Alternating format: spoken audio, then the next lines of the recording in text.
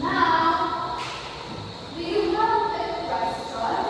Now, teacher, now since you don't have question, now I have here your individual activities, and all you have to do is to find and circle all the letters, uppercase letter D and lowercase letter D. Okay, understood? Yes, teacher.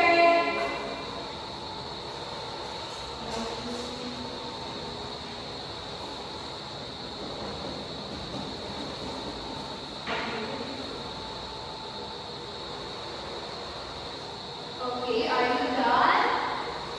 Done, teacher.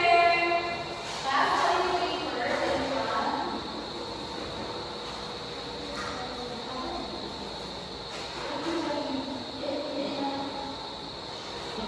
Okay.